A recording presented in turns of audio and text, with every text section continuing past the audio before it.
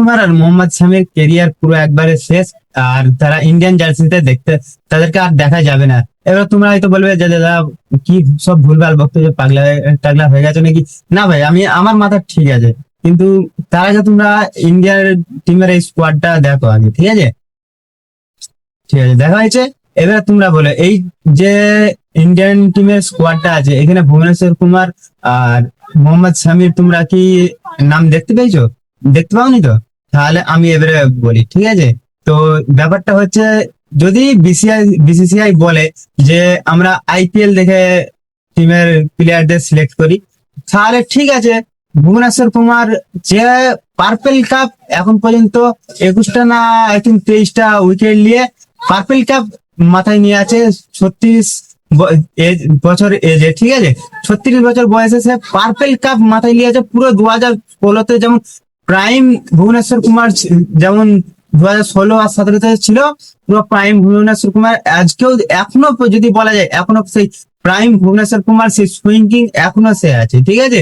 সে তার পারফরমেন্সে, সে মুখে বলে না কিছু, সে তার পারফরমেন্সে 100 বার বলতে যে আমি এখনো সেই আগের প্রাইমে আছি, আমি সেই আগের ফর্মে আছি, আমাকে নিয়ে চলো, আমি বিশ্বকাপ খেলতে রাজি আছি, আমি বিশ্বকাপ খেলার জন্য প্রস্তুত আছি। কিন্তু তারপরেও এই টিমটাতে ভুবনেশ্বর কুমারকে নেওয়া হলো না, এইটাই খালি আমি দেখলাম। আর যদি বিসিসিআই বলে যে না আমরা আইপিএল থেকে প্লেয়ার সিলেক্ট করি না, আমরা ডোমেস্টিক দেখে প্লেয়ার সিলেক্ট করি, ঠিক আছে? তো আমার কাছে এখানে প্রশ্ন হলো, তাহলে মোহাম্মদ শামিকে কেন নেওয়া হলো না? মোহাম্মদ শামি যে তোমার বাংলা, হ্যাঁ বাংলা, আহ, বাঙ্গাল আর কাশ্মীরের বিরুদ্ধে যে তোমার ডোমেস্টিক প্লেয়ার ম্যাচটা ম্যাচটা খেলা হচ্ছিল, তো ওই ম্যাচটাতে আই থিঙ্ক 8টা উইকেট নিয়েছিল, মনে হচ্ছে 8টা না 7টা, এরকম কিছু একটা নিয়েছিল, ঠিক আছে? আমার অতটা মনে নেই, ভালো করে দেখতে হবে। তো ঠিক আছে, ডোমেস্টিক প্লেয়ারে মোহাম্মদ শামি এত সুন্দর পারফরমেন্স দেওয়ার পরেও সে আইপিএল এ এসে প্রথমের ম্যাচগুলোতে এত সুন্দর পারফরমেন্স দিচ্ছে, ডট বল ফেলতে, যে উইকেট নিচ্ছে, রান কম দিচ্ছে, তারপরেও দেখা যাচ্ছে যে মোহাম্মদ শামিকে নেওয়া হচ্ছে না, ঠিক আছে? কি কারণে নেওয়া হচ্ছে না আমি তো ভেবে পাইনি। আর আমরা তো ফ্যান্স, আমাদের ফিলিংস ছাড়ো, আমাদের ফিলিংস এর কোনো মানে দামই নেই বিসিসিআই এর কাছে, ঠিক আছে? যে আমরা ফ্যান্স কোনো প্লেয়ারের নিয়ে আওয়াজ তুললে তো আমাদের ফ্যান্সদের কথা শোনা হবে, এটা আমাদের ফ্যান্স মানে তাদের জন্য একটা ছাগল বকরি বললেই চলে, ঠিক আছে? আমাদের তারা খালি যেটা বুঝে, তাদের টিকিট সেল হবে, তাদের ব্র্যান্ড প্রমোশন হবে, তারা টাকা পাবে। আমাদের ফ্যান্সদের জন্য তাদের কোনো মানে একটা নেই যে ফ্যান্স বলছে একটু আমরা শুনে দেখি, ঠিক আছে? আচ্ছা চলো না খেলালে ঠিক আছে, অন্তত সিলেক্ট তো করো, সিলেক্ট করলে বুঝে যাবে যে হ্যাঁ সিলেক্ট হয়েছে। এইটা কেন হচ্ছে এক তো আমার দিমাগে ঢুকে নেই। তোমাদের যদি দিমাগে ঢুকে থাকে তাহলে তোমরা অবশ্যই বলো, ঠিক আছে? তার উপরে আরো যদি কিছু জিনিস দেখা যায়, ঠিক আছে? আজ বিরাট কোহলি এত ভালো পারফরমেন্স দিচ্ছে, আর রোহিত শর্মা এত ভালো পারফরমেন্স দিচ্ছে। রোহিত শর্মা বিরাট কোহলিকেও সরানোর চেষ্টা করা হয়েছিল, ঠিক আছে? খালি কোনো কারণে ভালো পারফরমেন্স, আর জানে যে যদি বিসিসিআইও জানে যেদিন বিরাট কোহলি আর রোহিত শর্মাকে তারা স্কোয়াডের টাইমের আগে, তাদের রিটায়ারমেন্টের টাইম হলে তারা যদি নিজে থেকে রিটায়ারমেন্ট নেয় সেটা ঠিক আছে।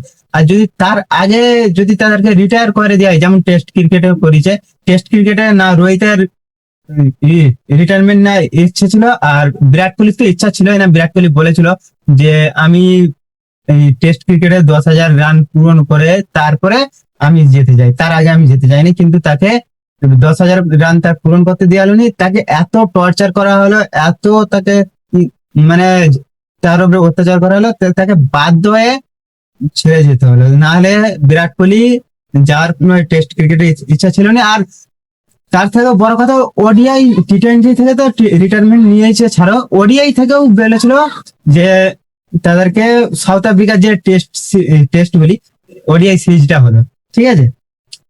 সাউথ আফ্রিকার ওডিআই সিরিজটাও খেলে বলেছিল যে এইটাই তোমাদের লাস্ট সিরিজ হবে, এইটার পরে তোমরা আর সিরিজ খেলবে না, এইটা তোমাদেরকে সম্মানের সাথে খেলিয়ে দেওয়ার পর এইটা তারপরে তোমরা নিজে থেকে রিটায়ারমেন্ট করে দিবে, নাহলে আমরা তোমাদেরকে সরে দেবো। কিন্তু বিসিসিআই জানে যে এদের দুজনকে টাইমের আগে সরানো মানে ফ্যান্স আমাদেরকে জ্বালাতে দিবে না, যত ট্রোল আমাদের উপরে আসবে, ঠিক আছে? ফ্যান্স আর এদের টিকিটে বিক্রি হবে না, আর ম্যাচ কেউ দেখতে যাবে না, ঠিক আছে? হতে পারে আমরা দেশের জন্য আমাদের ফ্যান্স যতই আমরা আইপিএল এ লড়ি, কিন্তু দেশের জন্য আমরা ফ্যান্স সব হাজার দুশ্মনী থাকলেও একতা এসে চলেছে, ঠিক আছে, সবাই এসে দেশের দেশের জন্য ভালোবাসা দেয়, দেশের জন্য সব কি করি, কিন্তু বিসিসিআই এটা আমাদের ফ্যান্সদের কথা মানছে না, ঠিক আছে। প্লেয়ার দেখো, প্লেয়ার যে কেউ খেলুক আমাদের কোনো যায় আসে না, কিন্তু যে আমাদের দেশেরই খেলবে, আমাদের জন্য, আমাদের দেশের জন্য খেলে আমাদের বিশ্বকাপ জিতে নিয়ে আসবে, এটা আমাদের খুশির, আমাদের জন্য খুশির কথা, ঠিক আছে, এটা আমাদের জন্য খুব গর্বের ব্যাপার। কিন্তু যে প্লেয়ার গুলো আমরা ফ্যান্সরা বুঝতে পারছি যে এই প্লেয়ারটাকে সিলেক্ট করার দরকার আছে। যদি পেস অ্যাটাক হয়, আমি ভাবতেছি যদি পেস অ্যাটাক এইবারের 27-23 ওয়ার্ল্ড কাপে কেমন আমাদের বোলিং অ্যাটাক ছিল, আমাদের কেমন প্রাইম, যদি আমরা ভালোভাবে এতদিন আমাদের ওয়ার্ল্ড কাপ খেলা হয়েছে যদি আমরা ভালো করে দেখি, ঠিক আছে, তাহলে 2023-এর যে স্কোয়াডটা ছিল সেটা আমি আমি তো ছাড়ো, আমরা তো ফ্যান্স, আমরা তো জানি গৌতম গম্ভীর সে এর আগে কোচ ছিল না, ঠিক আছে, 2023-এর আগে কোচ ছিল না, কিন্তু বিশ্বকাপের পরে যখন বিশ্বকাপের আগে বলেছিল গৌতম গম্ভীর যে এই যে ইটা আছে, স্কোয়াডটা আছে 2023-এর বিশ্বকাপে, এর আগে কোনো মানে যে দলগুলো ছিল কোনো দল এত ভালো ছিল না, এইটাই হচ্ছে প্রাইম ইন্ডিয়া। এর আগে কোনো মানে এই টিমটাকে ভাঙা মুশকিল আছে, মুশকিল বলতে অসম্ভব ব্যাপার, কিন্তু ফাইনালি একটু আমাদের ভুলের কারণে, ঠিক আছে, আমাদের মানে পুরো লাগাতার 10টা ম্যাচের পর একটু একটুখানি ভুলের জন্য আমাদের কাপটা হাতছাড়া হয়ে গেল। সেটা মন আজও আমাদের ফ্যানেরা জিজ্ঞেস করে যে আমাদের সেই কালো রাতটার কথা মনে পড়লে আমাদের ফ্যান্সদেরকে মনে জিজ্ঞেস করে যে কি আমাদের মনে চলে, ঠিক আছে, এখনো পর্যন্ত আমার আমার মতন আরো ফ্যান্স আছে, ঠিক আছে, যারা এটাকে মনে পড়লে তাদের মন খারাপ হয়ে যায়। কি ভাই, খারাপ হয় তো? সত্যি কথা বলে অবশ্যই কমেন্ট করে জানাবে, ঠিক আছে। কিন্তু এই যে 2027-এর ওয়ার্ল্ড কাপটা এসছে আফগানিস্তানের বিরুদ্ধে, যে স্কোয়াডটা হচ্ছে, যদি 2027-এর ওয়ার্ল্ড কাপে যদি এই 4টে পেস অ্যাটাক, ঠিক আছে, মোহাম্মদ শামি, মোহাম্মদ সিরাজ, জসপ্রীত বুমরা, হ্যাঁ এখন একটু রেস্ট দেওয়া হয়েছে তাকে, কারণ আমাদের সে মেন বোলার যে ফার্স্ট বোলিং লাইন আপটাকে লিড করবে, তাকে এখন রেস্ট দেওয়া দরকার। জসপ্রীত বুমরা আর ভুবনেশ্বর কুমার, ঠিক আছে, এই 4টে যদি বোলিং লাইন আপ হয়, ঠিক আছে, যদি পেস অ্যাটাক হয়, আমি গ্যারান্টি দেবো এই বোলিং লাইন আপটাকে ভাঙাতে দুর্গিবাদ, এই বোলিং লাইন আপটাই 2027-এর বিশ্বকাপে সাউথ আফ্রিকাতে যে পুরো ডমিনেশন দেখাবে, ঠিক আছে।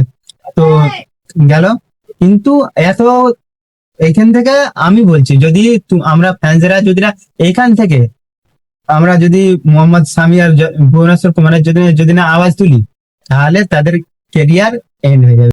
ভাই আমি একটাই কথা বলতে থাকবো যে ভুবনেশ্বর কুমার আর মোহাম্মদ শামির জন্য যত পারবে তোমরা ভিডিও বানাও, যত পারবে তোমরা আওয়াজ তুলো, ঠিক আছে, কারণ এই ইন্ডিয়ান টিমের বিষয় এটা পুরো দেশের, ঠিক আছে, এটা কারোর পার্সোনাল জিনিস নয়, এটা পুরো ভারতবর্ষের যে কেউ বলতে পারে, ঠিক আছে, যে কেউ আওয়াজ তুলতে পারে। আমাকে ভাই মোহাম্মদ শামি আর ভুবনেশ্বর কুমারের জন্য খুবই খারাপ লাগছে, ওই জন্য আমি আজকে ভিডিওটা বানালাম। তো আজকে এতটাই আমার আলোচনা ছিল, ঠিক আছে। তো যারা যারা ফেসবুকে দেখছো তারা অবশ্যই ফলো করে নাও, আর যারা যারা ইউটিউবে দেখছো অবশ্যই লাইক, কমেন্ট আর সাবস্ক্রাইবটা অবশ্যই করবে।